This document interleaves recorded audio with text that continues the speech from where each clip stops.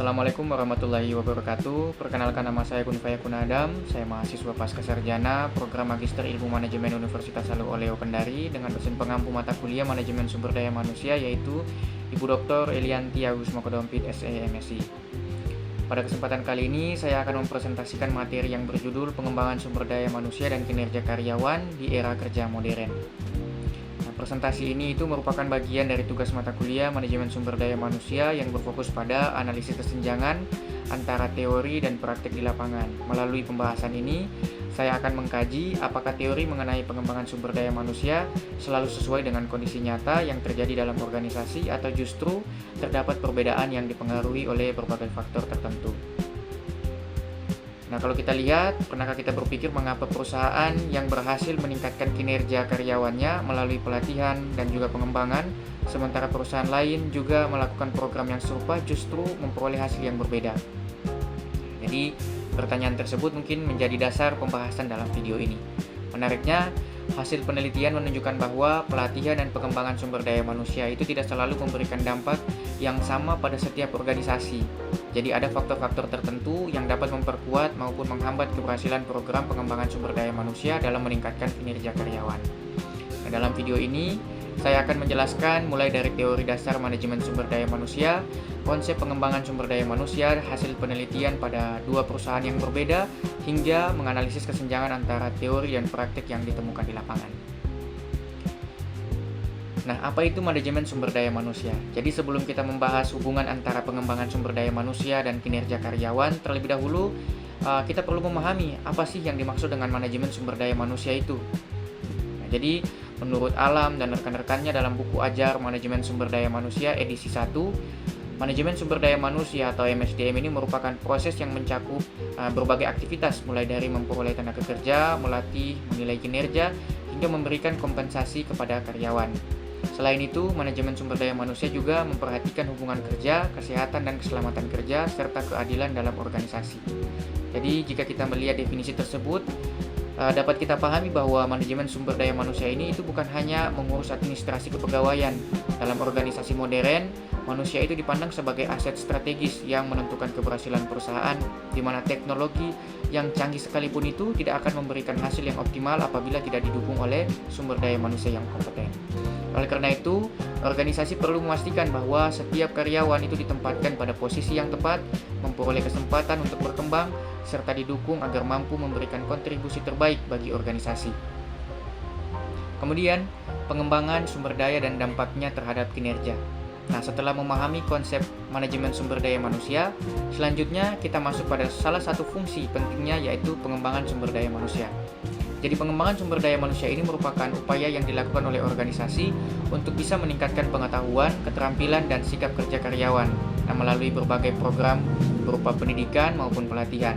Tujuannya yaitu adalah agar karyawannya itu memiliki kemampuan yang sesuai dengan tuntutan pekerjaannya. Nah, dalam era kerja modern, pengembangan sumber daya manusia itu menjadi semakin penting. Hal ini itu disebabkan oleh perkembangan teknologi yang cepat, digitalisasi proses kerja, serta meningkatnya persaingan antar organisasi. Jadi karyawan itu tidak cukup hanya memiliki kemampuan teknis, tapi juga harus mampu berkomunikasi dengan baik, beradaptasi terhadap perubahan, dan juga bekerja sama dalam tim. Nah, menurut Alam dan rekan-rekannya, pengembangan sumber daya manusia itu dapat meningkatkan kompetensi, produktivitas, dan profesionalisme karyawan. Ketika kompetensi itu meningkat, karyawan akan lebih mampu menyelesaikan pekerjaan secara efektif dan efisien, yang mana pada akhirnya kondisi tersebut akan berdampak pada peningkatan kinerja individu maupun organisasi. Oleh sebab itu, secara teoritis dapat dikatakan bahwa semakin baik pengembangan sumber daya manusia yang dilakukan oleh organisasi, maka tentu semakin besar pula peluang peningkatan kinerja dari karyawannya. Kemudian bisa kita lihat pada studi kasus pertama itu pada PT Wujud Rama Abadi. Jadi setelah kita memahami landasan teori mengenai pengembangan sumber daya manusia, selanjutnya kita akan melihat bagaimana teori tersebut diterapkan dalam dunia kerja melalui sebuah penelitian yang dilakukan oleh Glenn Andri Yusuf dan Rialno Stefano Noya pada tahun 2025, yang mana penelitiannya itu berjudul Optimalisasi Kinerja Karyawan Melalui Kompetensi dan Pelatihan. Penelitian pada PT Wujud Rama Abadi. Nah, melalui penelitian ini, penulisnya itu berusaha menganalisis bagaimana kompetensi dan pelatihan mempengaruhi kinerja karyawan dalam lingkungan perusahaan. Nah, PT Wujud Ramah Abadi ini merupakan sebuah perusahaan manufaktur yang bergerak di bidang teknologi rekayasa, otomatisasi, serta desain interior dan eksterior. Sebagai perusahaan yang beroperasi dalam bidang yang cukup kompleks, jadi perusahaan ini dia menyadari akan pentingnya pengembangan kompetensi karyawan. Oleh karena itu, perusahaan telah melaksanakan berbagai program pengembangan sumber daya manusia seperti seminar, pelatihan workshop, lokakarya, hingga studi banding. Namun menariknya lagi, meskipun berbagai program tersebut itu telah dilakukan, jadi perusahaan ini dia masih menghadapi beberapa permasalahan terkait dengan kompetensi karyawan. Nah, hasil survei awal menunjukkan bahwa hanya sekitar 40% karyawan yang merasa kompetensinya itu sudah mendukung pekerjaan secara optimal. Sementara itu sekitar 60% lainnya merasa bahwa kemampuan yang dimiliki itu masih sepenuhnya belum sesuai dengan tuntutan pekerjaan. Nah, selain itu, partisipasi karyawan dalam program pelatihan juga mengalami penurunan dalam beberapa tahun terakhir, yang mana kondisi ini menunjukkan bahwa perusahaan itu dia masih menghadapi tantangan dalam memastikan program pengembangan sumber daya manusia dapat menjangkau seluruh karyawan secara efektif. Nah, berdasarkan kondisi tersebut, muncul pertanyaan, apakah kompetensi dan pelatihan yang diberikan perusahaan ini benar-benar mampu tidak meningkatkan kinerja karyawan? Nah, pertanyaan inilah yang kemudian menjadi fokus penelitian yang dilakukan oleh Yusuf dan Noya pada tahun 2025. Nah, hasil penelitian PT Wujud Ramah Abadi. Nah, untuk menjawab permasalahan tersebut, tentunya Yusuf dan Noya ini dia melakukan penelitian terhadap 105 orang karyawan dengan menggunakan pendekatan kuantitatif. Jadi hasil penelitian menunjukkan bahwa kompetensi itu memiliki pengaruh positif dan signifikan terhadap kinerja karyawan. Yang mana tentunya ini artinya bahwa semakin tinggi kompetensi yang dimiliki oleh seorang karyawan, maka semakin baik pula kinerja yang dapat dihasilkan. Nah, hal ini menunjukkan bahwa kemampuan kerja itu memang menjadi salah satu faktor penting yang menentukan keberhasilan seseorang dalam melaksanakan tugasnya. Nah, selain kompetensi, pelatihan juga terbukti memiliki pengaruh positif dan signifikan terhadap kinerja karyawan, di mana program pelatihan yang diberikan perusahaan itu mampu meningkatkan pengetahuan, keterampilan, dan juga kemampuan kerja karyawan sehingga mereka itu dapat bekerja dengan lebih efektif dan juga lebih produktif. Nah, penelitian ini juga menemukan bahwa kompetensi dan pelatihan secara bersama-sama itu dia memberikan pengaruh yang signifikan terhadap kinerja karyawan. Dengan kata lain bahwa ketika perusahaan itu dia mampu meningkatkan kompetensi sekaligus menyediakan pelatihan yang relevan, maka tentunya peluang peningkatan kinerja itu akan menjadi lebih besar. Nah, temuan ini menarik karena menunjukkan bahwa teori yang telah dijelaskan sebelumnya itu benar-benar terbukti pada kondisi di lapangan, di mana pengembangan sumber daya manusia yang dilakukan oleh perusahaan ini mampu meningkatkan kompetensi karyawan dan dapat meningkatkan kompetensi tersebut pada akhirnya dapat berdampak pada peningkatan kinerja. Kemudian selanjutnya adalah studi kasus 2 pada PT Wahana Lestari Investama. Jadi setelah kita melihat studi kasus yang pertama tadi yang menunjukkan bahwa pengembangan sumber daya manusia itu mampu meningkatkan kinerja karyawan, selanjutnya kita akan membahas penelitian yang kedua yang memberikan hasil yang berbeda. Jadi penelitian ini itu dilakukan oleh Lawaherila pada tahun 2022 dengan judul pelatihan dan pengembangan pengaruhnya terhadap kinerja dengan keterlibatan karyawan sebagai mediasi, PT Wahana Lestari Investama. Jadi penelitian ini itu dia bertujuan untuk menganalisis pengaruh pelatihan dan pengembangan sumber daya manusia terhadap kinerja karyawan dengan keterlibatan karyawan atau employee engagement sebagai variabel mediasi. Nah, PT Wahana Lestari Investama atau PT WLI ini merupakan perusahaan yang bergerak di bidang budidaya udang terpadu. Sebagai perusahaan yang terus berkembang, tentunya PT WLI juga berupaya untuk bisa meningkatkan kualitas sumber daya manusianya melalui berbagai program, baik itu pelatihan dan juga pengembangan. Nah, secara teoritis, program-program tersebut itu diharapkan mampu meningkatkan pengetahuan, keterampilan, serta kesiapan karyawan dalam melaksanakan pekerjaannya. Selain itu, perusahaan juga memandang bahwa keterlibatan karyawan ini merupakan faktor penting yang dapat mendorong karyawan itu bekerja lebih baik dan memiliki komitmen yang lebih tinggi terhadap organisasi. Namun tentunya dalam praktiknya perusahaan ini dia masih menghadapi beberapa tantangan. Nah, penelitian ini menjelaskan bahwa masih terdapat pelatihan yang belum dilaksanakan secara merata, pengembangan karir yang terbatas, serta rendahnya keterlibatan sebagian karyawan dalam pekerjaan mereka. Yang mana tentunya kondisi ini menyebabkan adanya perbedaan tingkat kinerja antar karyawan. Nah, berdasarkan kondisi tersebut, peneliti ingin mengetahui apakah program pelatihan dan pengembangan sumber daya manusia yang telah dilaksanakan ini benar-benar mampu tidak meningkatkan kinerja karyawan di PT Wahana Lestari Investama atau PT WLI. Kemudian selanjutnya, hasil penelitian pada PT Wahana Lestari Investama. Jadi, hasil penelitian pada PT Wahana Lestari Investama ini dia memberikan temuan yang cukup menarik. Kenapa saya bisa bilang seperti itu? Di mana penelitian ini menunjukkan bahwa pelatihan memiliki pengaruh positif dan signifikan terhadap kinerja karyawan. Hal ini berarti bahwa pelatihan yang diberikan perusahaan itu mampu meningkatkan kemampuan kerja karyawan sehingga berdampak pada peningkatan kinerjanya. Namun, hasil yang berbeda itu ditemukan pada variabel pengembangan sumber daya manusia, di mana penelitian menunjukkan bahwa pengembangan sumber daya manusia itu dia tidak berpengaruh signifikan secara langsung terhadap kinerja karyawan. Nah, temuan ini tentunya cukup menarik karena berbeda dengan teori yang telah saya jelaskan sebelumnya, di mana jika teori menjelaskan bahwa pengembangan sumber daya manusia itu akan meningkatkan kinerja karyawan, maka pada PT Wahana Lestari Investama, hubungan tersebut ini tidak secara langsung berpengaruh signifikan. Nah, setelah dianalisis lebih lanjut, jadi penelitian ini menemukan bahwa ternyata pengembangan sumber daya manusia itu berpengaruh positif terhadap employee engagement atau keterlibatan karyawan terlebih dahulu. Selain itu, employee engagement juga terbukti berpengaruh positif terhadap kinerja karyawan. Nah, dengan kata lain bahwa pengembangan sumber daya manusia ini tidak langsung meningkatkan kinerja, tetapi terlebih dahulu meningkatkan keterlibatan karyawan atau employee engagement. Ketika keterlibatan karyawan meningkat, maka kinerja karyawan juga ikut dapat meningkat. Nah, temuan ini menunjukkan bahwa keberhasilan program pengembangan sumber daya manusia itu tidak hanya ditentukan oleh kualitas program yang diberikan, tetapi juga oleh sejauh mana program tersebut ini dia mampu membuat karyawan itu merasa terlibat, termotivasi, dan juga memiliki komitmen terhadap pekerjaannya. Nah, penelitian ini atau hasil penelitian inilah yang nantinya akan menjadi dasar dalam menganalisis kesenjangan antara teori dan juga praktik dari penjelasan saya sebelumnya. Kemudian berikutnya adalah analisis kesenjangan teori dan praktik.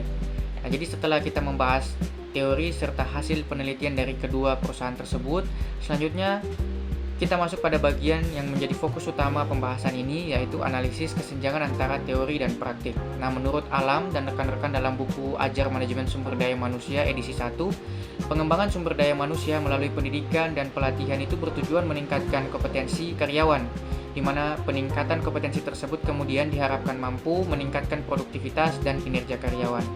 Nah, jika kita melihat hasil penelitian pada PT Wujud Rama Abadi, teori tersebut itu terbukti sesuai dengan kondisi di lapangan, di mana penelitian menunjukkan bahwa kompetensi dan pelatihan itu berpengaruh positif dan signifikan terhadap kinerja karyawan, yang mana ini artinya bahwa semakin baik pengembangan sumber daya manusia yang dilakukan oleh perusahaan, maka semakin baik pula kinerja yang dihasilkan oleh karyawan. Namun, hasil yang berbeda ditemukan pada PT Wahana Lestari Investama, di mana penelitian menunjukkan bahwa pengembangan sumber daya manusia itu tidak berpengaruh signifikan secara langsung terhadap kinerja karyawan, yang mana temuan ini menunjukkan bahwa pelaksanaan pengembangan sumber daya manusia itu tidak selalu otomatis menghasilkan peningkatan kinerja, sebagaimana yang dijelaskan dalam teori yang telah saya jelaskan sebelumnya. Nah, meskipun demikian, bukan berarti bahwa teori tersebut itu sepenuhnya tidak berlaku. Jadi, penelitian menunjukkan bahwa pengembangan sumber daya manusia itu tetap memberikan pengaruh, tetapi pengaruh tersebut itu terjadi melalui keterlibatan karyawan atau employee engagement. Dengan kata lain, bahwa pengembangan sumber daya manusia itu terlebih dahulu meningkatkan keterlibatan karyawan, barulah kemudian keterlibatan tersebut mendorong peningkatan kinerja. Nah, dari kedua penelitian tersebut dapat kita pahami bahwa teori manajemen sumber daya manusia itu pada dasarnya masih relevan, namun penerapannya dalam praktik itu tidak selalu menghasilkan dampak yang sama, yang mana pada setiap organisasi. Jadi kondisi organisasi, karakteristik karyawan, dan lingkungan kerja itu dapat menyebabkan hasil yang berbeda meskipun menggunakan konsep pengembangan sumber daya manusia yang sama. Nah, yang menjadi pertanyaannya kemudian adalah mengapa hasil yang berbeda dari kedua perusahaan Mengapa hasilnya ini berbeda dari kedua perusahaan tersebut? Nah, untuk menjawab pertanyaan tersebut, kita perlu melihat faktor-faktor yang menyebabkan terjadinya kesenjangan antara teori dan praktik di lapangan di slide berikutnya. Berikutnya adalah faktor penyebab kesenjangan teori dan praktik. Jadi dalam kajian ini ditemukan bahwa keberhasilan pengembangan sumber daya manusia itu tidak hanya ditentukan oleh pelatihan dan pendidikan itu sendiri, tetapi juga dipengaruhi oleh berbagai faktor lain yang ada dalam organisasi. Faktor yang pertama itu adalah kesesuaian antara program pelatihan, dengan kebutuhan pekerjaan. Jadi apabila pelatihannya tidak sesuai dengan kebutuhan nyata di lapangan, maka tentunya hasilnya itu tidak akan memberikan dampak yang maksimal terhadap kinerja karyawan. Kemudian faktor yang kedua itu adalah tingkat kompetensi awal yang dimiliki oleh karyawan, di mana karyawan yang memiliki kompetensi awal berbeda itu akan merespon program pengembangan secara berbeda pula. Kemudian, faktor yang ketiga itu adalah tingkat keterlibatan atau employee engagement, di mana keterlibatan karyawan itu menjadi sangat penting karena menentukan sejauh mana karyawan itu merasa memiliki pekerjaan dan organisasi di tempat mereka bekerja. Nah, selain itu, konsistensi pelaksanaan program pengembangan sumber daya manusia juga menjadi faktor penting, di mana program yang tidak dilakukan secara berkelanjutan itu cenderung tidak akan memberikan hasil yang optimal. Nah, faktor berikutnya itu adalah dukungan dari pemimpin dan organisasi. Jadi tanpa dukungan yang kuat, program pengembangan sumber daya manusia itu seringkali tidak berjalan secara efektif.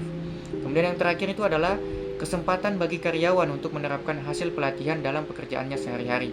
Jadi tanpa penerapannya langsung, maka pengetahuan dan keterampilan yang diperoleh dari pelatihan itu tidak akan memberikan dampak yang nyata terhadap kinerja. Jadi dari berbagai faktor tersebut dapat saya simpulkan bahwa perbedaan hasil penelitian antar organisasi itu terjadi karena setiap perusahaan ini dia memiliki kondisi yang berbeda, baik itu budaya dan tingkat kesiapan karyawan yang berbeda. Nah, berdasarkan faktor-faktor tersebut, maka kita perlu melihat bagaimana implikasi dari temuan ini terhadap teori maupun praktik di organisasi.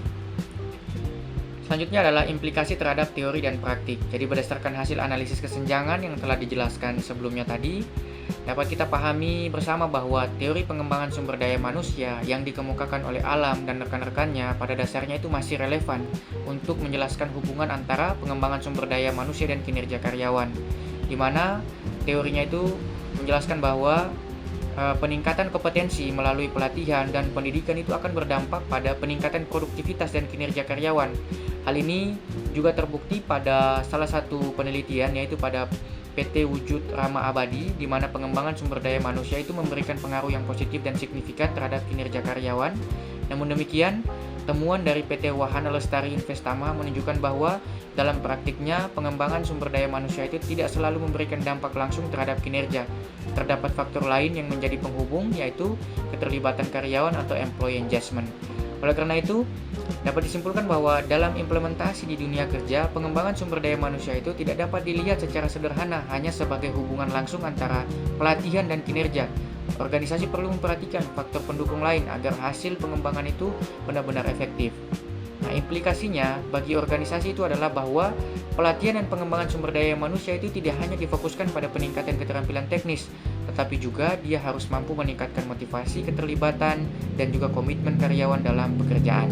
Dengan demikian, tentunya keberhasilan pengembangan sumber daya manusia ini sangat bergantung pada bagaimana organisasi itu dia mampu menciptakan lingkungan kerja yang mendukung penerapan hasil pelatihan dalam aktivitas kerja sehari-hari.